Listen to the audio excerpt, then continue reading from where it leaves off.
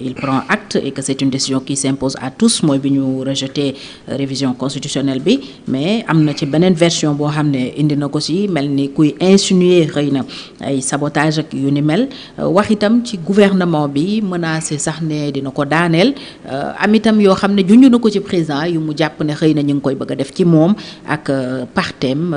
Pastef nan ngay décrypter déclaration Ousmane Sonko boobu. xam nga nekk fii di décrypter déclaration Ousmane Sonko pour man perdre de temps la. ndax du lu bees ci moom façon bi du bees li mu tàmbal Sénégalais yi mooy lii ba mu bindee bindam moom biñ ko retoqué loi boobu man gëw moom loolu am na su benn xarit ndeysaan am na moom dafa bokk ci xar yu mag yi quoi mu ne pourtant pour cette fois-ci mun nga ko féliciter man ko naka nga bëgg ma féliciter nit koo xam ne. man ci samay conviction dañ doon bëgg a violer constitution bi juge bi ne mun leen ko violer nga bëgg ma féliciter ko parce que wax na ne way juge bi li nga wax je prends acte loolu mu ngi mel ni benn sàcc boo xam ne dafa jël alalu jàmbur ñu jàpp ko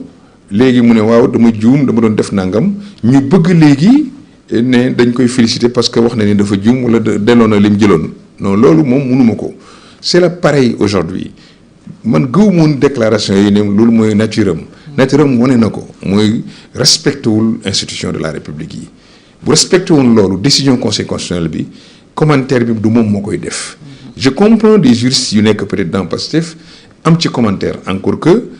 na nekk ay professeurs neutres yoo xam ne même bu fekkee dañoo far nañu wax seen aqulay tàlla wax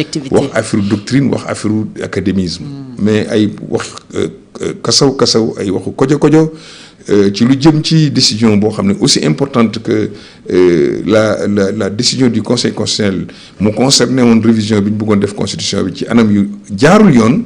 je pense que commenter ko négativement c'est pas aimer la République c'est pas aimer le Sénégal li ci des ay waxam la comme d'habitude ñàkkul dafa am lu ko tiital wax ko ci sa wax ji léegi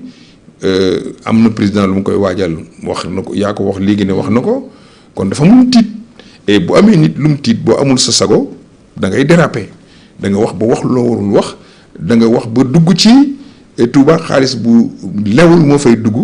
loolu dafa mel ni sëriñ si nekk Touba kilifa yi nekk Touba doomu Touba yi nekk Touba bu dara jógee Ndakaaru yegg ci ñoom te mu bokk ci nguur gi xaalis bu ñu sàcc la bu lewul la de mon point de vue loolu rafetul ci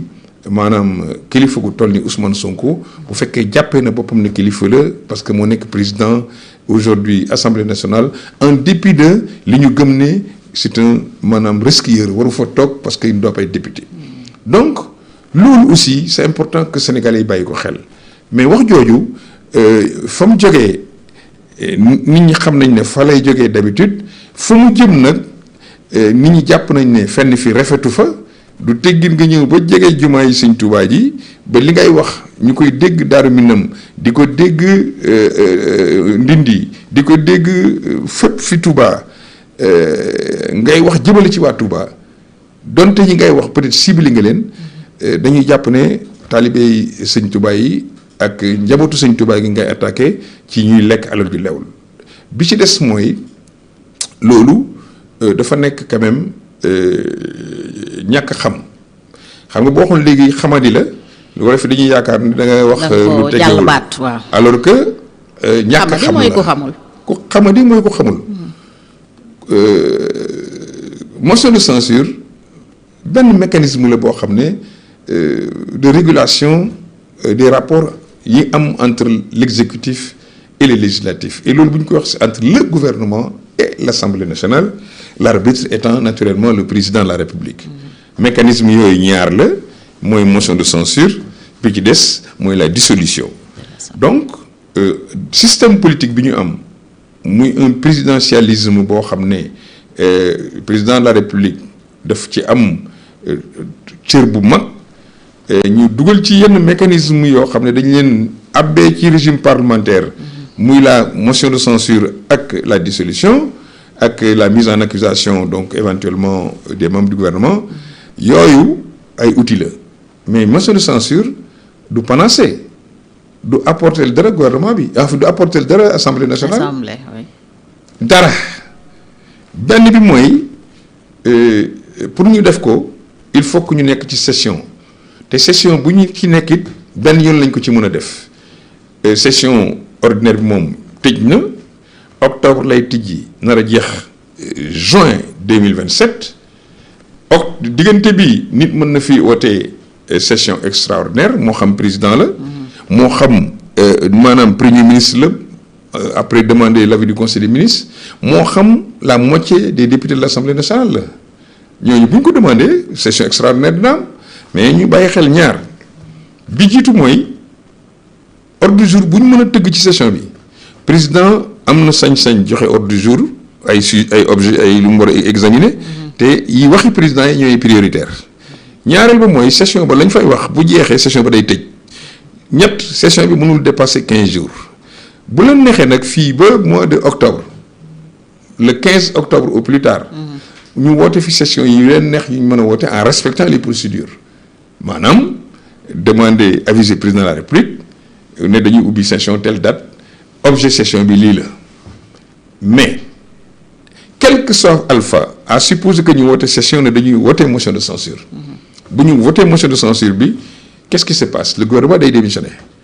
mais le président de la République mun na reconduire le même premier ministre le président de la République mun na reconduire les mêmes ministres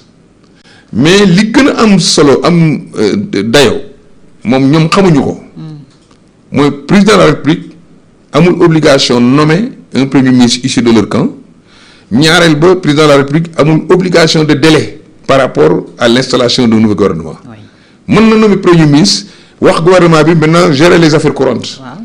bàyyi ba session bi jeex mu tabb gouvernement. non bàyyi ba ñu ubbi session beneen bu bees mu tabb gouvernement. ah ñeneen nekk fi di gérer les affaires courantes. oui mais Fatou Sénégal yi war nañ xam ne Belgique ñaari yoon benn yoon bi amuñu gouvernement pendant 420 jours 420 jours ëpp na at. ñaareel bi amuñu gouvernement pendant 500 xaw ma combien de jours loolu ëpp na ay at di dem amuñu gouvernement l'État mu ngi doon continuer di dox. Sénégal mun na am toog du am premier ministre toog du am gouvernement du tere réew mi dox parce que c'est le pouvoir exécutif. yaa ngi fàttaliku Macky Sall. bi mu fi modifier constitution bi pour nommer premier ministre ñaata at weer la toog nommer premier ministre. tu te rappelles pas. mooy bi mu supprimé bu mu nommé kii Amadou Ba. ah d'accord oui. combien de mois la toog amul premier ministre. voilà et pourtant on était dans un régime où il devait avoir un premier ministre. ensuite mu nga defar gouvernement di consulter fii rek di consulter rek pare ko moom. amul délai amul benn jeexital. kon li Ousmane Sonko brandir keroog du arme parce que dafa ne bu ñu defee gouvernement ñu daaneel ko bu ñu defaatee ñu daaneel ko. ça ne change rien ça ne li tax mu ne bu ñu defaatee c'est-à-dire que xam na ne mun nañ defaat beneen gouvernement bu dul bësam. bien sûr ça ne change rien le pouvoir exécutif day continuer di dox mos naa wax ci xaw ma fii la xaw ma feneen. ni ñu tëggee suñu constitution pouvoir yi nga xam ne assemblée moo koy wote li ñu ko wax loi la partie législative. tuuti la par rapport à la gestion d'un État. L'exception mooy la loi le principe bi mooy le décret. Donc le président peut gouverner sans avoir besoin d'une loi. S'il n'a pas des choses à changer il n'a pas besoin de loi. Ensuite bu fekkee ne loi lañu yaakaar pour xeex ak gouvernement bi waxtu wu ñu tegee loi gouvernement bi amandé ko. ba pare dóor leen vote bloqué. moom nee na tant que mi ngi nekk assemblée président bi du présider séance boo xam ne day am vote bloqué. kon nag du mës am loi. ndax bu demee conseil constitutionnel ñu wàññi ko. ñu daaneel ko parce que rejet révision bi loolu bokk na ci. dama ne bu demee ñu daaneel ko. pas l'article 80.